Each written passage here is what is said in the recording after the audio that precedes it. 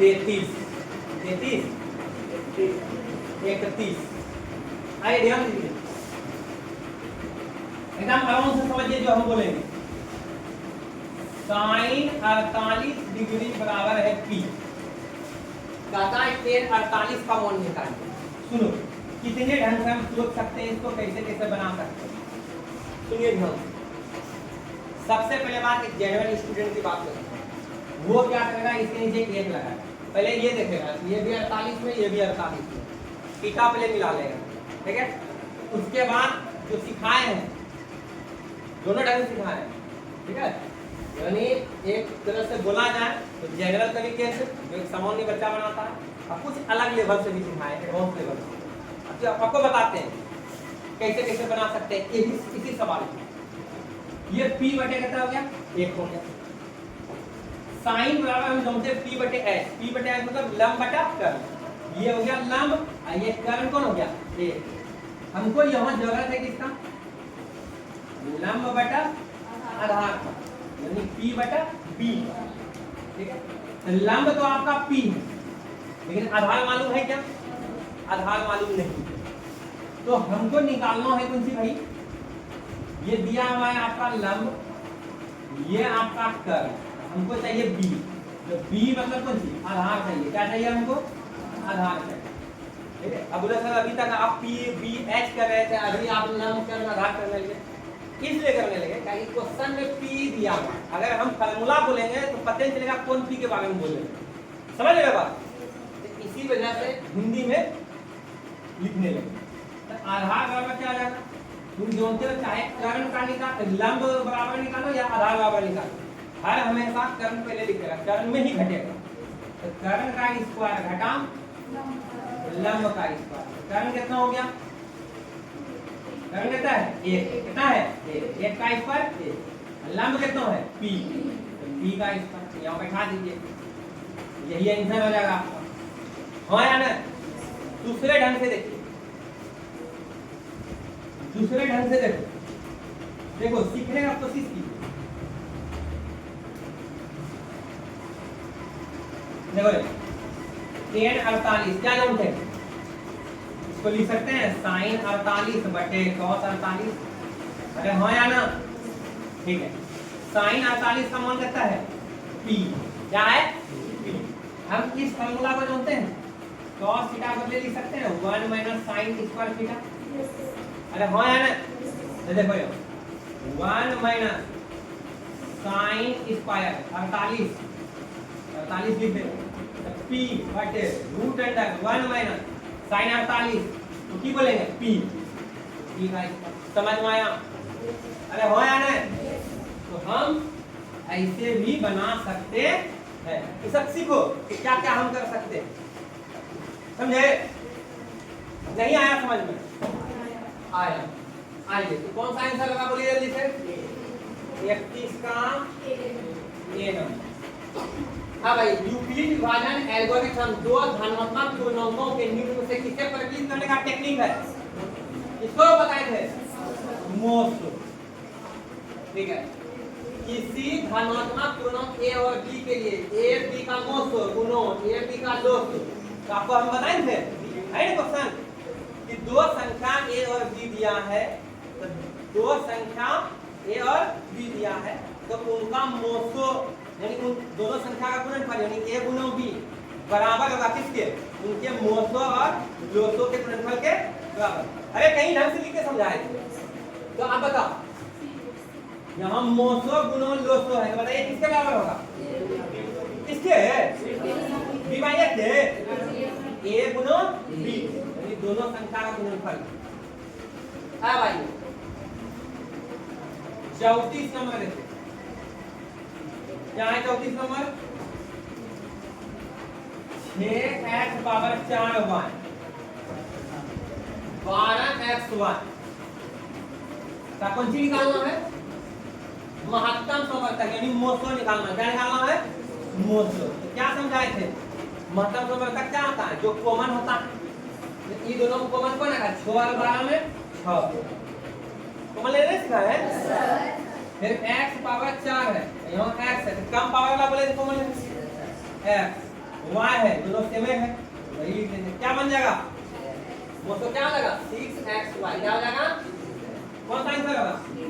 3। यदि दो संख्या का लोसो मोसो समान है, लोसो और मोसो क्या है?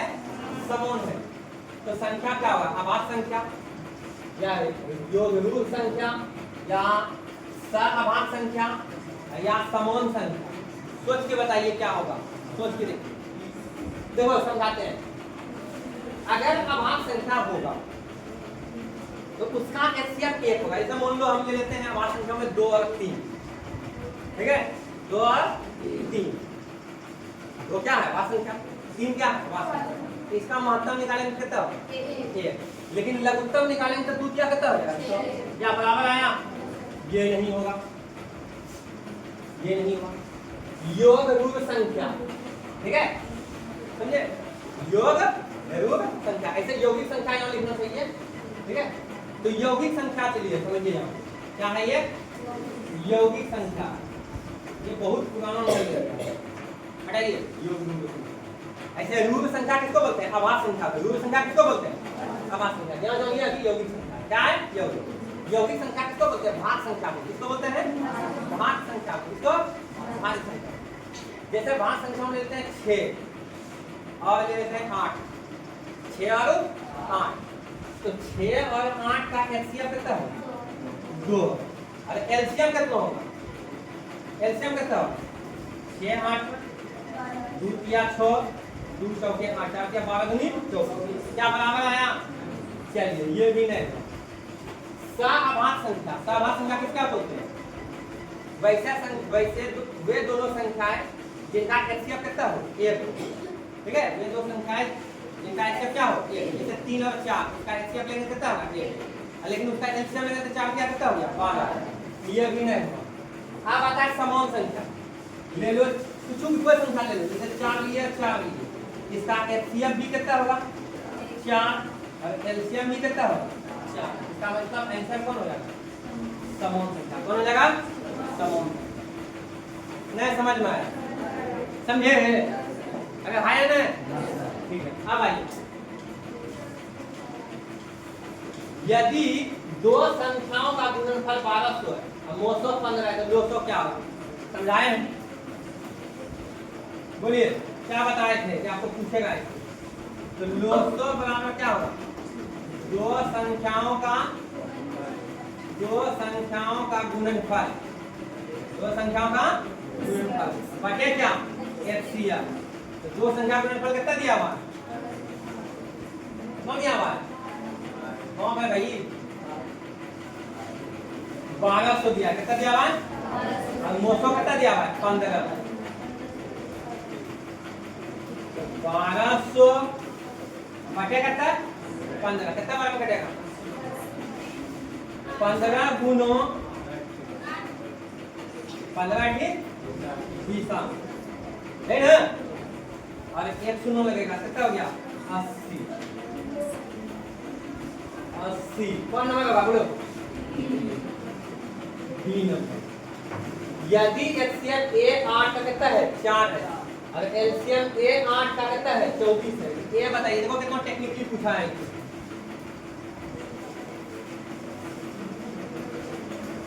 क्या है क्वेश्चन?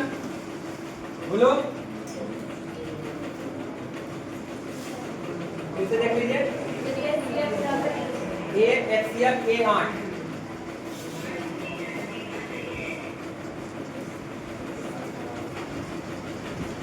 एचसीएफ A8 कितना दिया हुआ? 4 दिया। एलसीएम A8 कितना दिया हुआ? कितना? 24 दिया है, पक्का? ठीक है, तो तुम बताओ, एक अमाउंट निकाले बोलता है, इसका मतलब दो संख्या में एक और संख्या गायब कर दिया। यूनिट क्या लगा? A बराबर एचसीएफ गुणो एलसीएम, अब क्या करता है? 8। एचसीएफ करता है 4, एलसीएम करता है 24, अब क्या करता है? 8। 8 दिया 24, 4 क्या करता है? 12। एक अमाउंट करता है कितना हो गया? 12। कौन हो जाएगा? टॉप है, C नंबर। यदि एलसीएम 91 26 182 91 36 का एचसीएफ बताइए। देखो दो संख्या दिया है वो एलसीएम याद निकालने होता है एचसीएफ। तो बोलो दोनों संख्या का गुणनफल अब बटा एलसीएम। एलसीएम कितना दिया हुआ 182। तो देखो इसको 2 से गुणा करोगे कितना आ जाएगा 13 दूनी 26। एचसीएफ मान कितना हो गया 13। कहां है भैया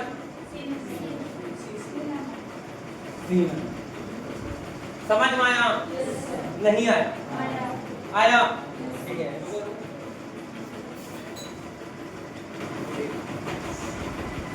कर दिया आइए x पावर 6 y पावर कितना है यहाँ 3 और y पावर 2 x पावर 2 और y पावर कितना है 5।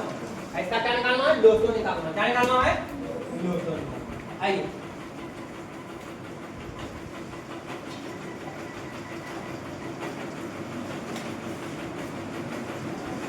कितना नंबर 39 कितना 39 x पावर 6 y पावर 3 ठीक है। और कौन सी है भैया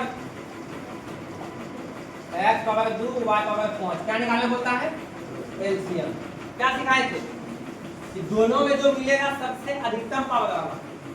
अरे हाँ यार ना तो देखो दोनों में x मिल रहा है x पावर 6 यहाँ x पावर कितना है 2। तो क्या लेंगे हम x पावर 6। फिर देखिए यहाँ y वाला है यहाँ भी y यहाँ भी y। यहाँ y पावर कितना है 3 यहाँ y पावर कितना है अधिकतम पावर y पावर कितना हो गया x power 6 y power 5। x power 6 और y पावर 5 कौन नंबर होगा b नंबर होगा। कौन होगा b। अब आइए कहता है निम्न में कौन अभाज्य संख्या है। निम्न में कौन अभाज्य संख्या 8 तो होगा नहीं। अभाज्य संख्या किसको बोलते हैं वैसी संख्या जो एक और अपने आप से भाग ले यानी खुद से। जैसे 2 3 5 7 11 13 17 हैं। तो आइए 8 होगा नहीं 9 भी नहीं होगा हाँ 11 होगा। कौन होगा अब बताएं 156 के अभाज्य गुणनखंड में 2 का भाग होगा 156 है तो ये 2 सते 14 2 अठे 16 2 तिया 6 2 नौ 18। पूछा कौन सी था भाई 2 का घात पूछा था 2 का घात। तो देखिए 2 अब तो 2 नहीं लाएगा तो 2 कितने बार आया 2 बार 2 9 2 करके आया तो 2 पावर 2। तो कौन सा होगा 2 का घात। घात माने कौन सा होता है पावर। तो 2 पावर कितना होगा 2। ठीक है संख्या। अब आइए ये देखो क्या ये 9 क्लास में भी सिखाए 42 नंबर 0.54 पे रखें इस पे है। तो सुनो इसको 2 तरीके से सिखाए थे बाइक ट्रिक यानी ट्रिक के द्वारा सिखाए थे और उसके बाद डिटेल में बताए थे x मान करके दोनों पट्टी गुणों करके हाँ या ना ठीक है। लेकिन ऑब्जेक्टिव है इसी कारण ट्रिक से बनाएंगे। तो ट्रिक में भी जो है ना पूरा डिटेल में बताए थे कि पहले क्या करना है। देखो पूरा पहले डिटेल देखिए अब फिर बताते हैं कैसे करना। सुनो ट्रिक का भी डिटेल देखो ये टोटल लिख दोगे दशमलव दशमलव सब भूल गए। प्रथम आवर्त से पहले तक के बनी संख्या फिर 10 पावर दशमलव बिंदु के बाद जितना भी अंक है उसकी संख्या क्या अंक है 2 घटा 10 पावर अनावर्त अंकों की संख्या जिसपे आवर्त न है क्या है 1 कोई दिक्कत कितना हो गया 54 घटा 5 कितना 49 10 का स्क्वायर कितना है 1 10 49 बटे कितना हो गया 90 कटेगा कटा देंगे नहीं कटेगा छोड़ देंगे कोई दिक्कत।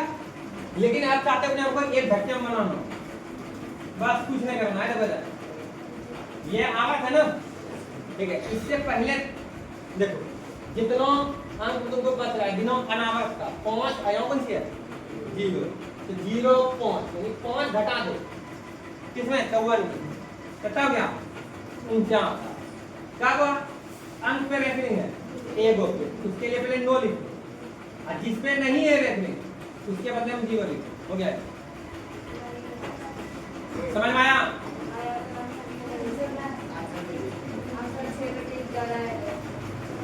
तो 6/11 कटने का कोई चांस नहीं है। अच्छा सुनिए, अगर जो ऑप्शन में नहीं है ये, तब इसका कहने का मतलब तब क्वेश्चन ये होगा 0.54 दोनों पे रेफरिंग होगा। क्या होगा? अगर दोनों पे रेफरिंग हुआ, ये वाला मेथड से बताते हैं, अगर दोनों पे रेफरिंग हुआ, अगर दो ठो पे रेफरिंग हुआ तो 2 को 9 लिखोगे, ठीक है।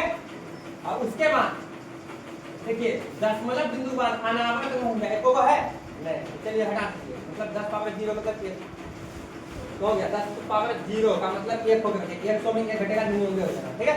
आप सिंपल सी बात दोनों भाई, ये दोनों घटाएंगे, ये कितना हो गया 9। डिटेल में देखना चाहते हो तो देखिए डिटेल में देखना चाहते 0.54 पे रख लेंगे। देखो क्या करेंगे, पहले टोटल का टोटल लिखेंगे, घटाएंगे आवर्त, प्रथम आवर्त यहाँ से स्टार्ट, ठीक है। इसके प्रथम आवर्त से पहले तक फिर 10 पावर दशमलव बिंदु के बाद अंकों की संख्या, दशमलव बिंदु के बाद अंक कब है 2 पावर 2, 10 पावर दशमलव बिंदु के बाद अनावर्त अंकों की संख्या जिसपे आवर्त नहीं है 0, 54 घटा 0 कितना हो गया 54, 10 पावर 2 मतलब कितना हो गया 100, 10 पावर 0 का मतलब कितना हो गया 1। अगर किसी भी संख्या पावर 0 का उसका मान कितना होगा 1, तो 54 बटे कितना हो गया 99। अब घटाओ इसको, ठीक है, 9 से कट जाएगा, 9 से 11 बार में 9 छके 54, 6 बटे कितना होगा 11। इसका मतलब यहाँ पे क्वेश्चन क्या होगा है, क्या बोल रहा है? अगर ऑप्शन के हिसाब से चलोगे तो दोनों पे होगा, ठीक है, ठीक है। अगर खाली क्वेश्चन को देखोगे तो दोनों ढंग से बता दिए, चाहे जो समझो, ठीक है। तो समझिए यहाँ दोनों पे, ठीक है। अगले बार से क्वेश्चन हम ही लिखेंगे, समझ आ रहा है कितना क्वेश्चन इसके बाद 3 क्वेश्चन, चलिए तो बताइए 43 नंबर का आंसर करता हूं,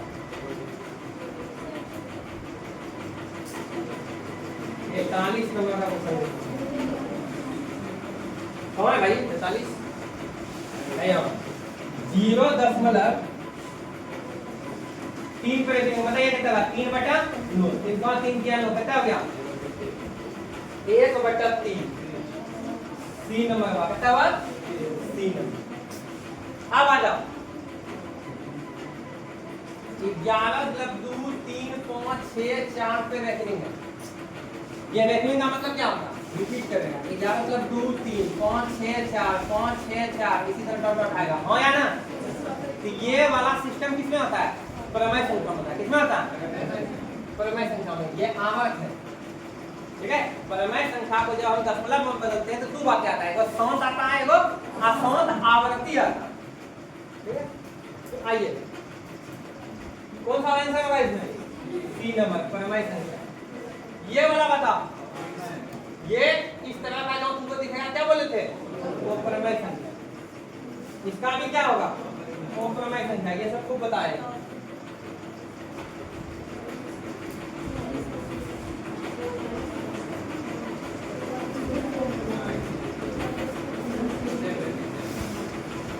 आपका नंबर 47 निम्न में कौन सा परमेय है, तो देखो 5 वो परमेय है, √7 वो परमेय है, ये भी देखिए वो परमेय है, ये 16/25 16 रूट से बाहर निकलेगा 4 हो जाएगा, 25 5 हो जाएगा, 4 बटे कितना हो जाएगा 5 हो जाएगा।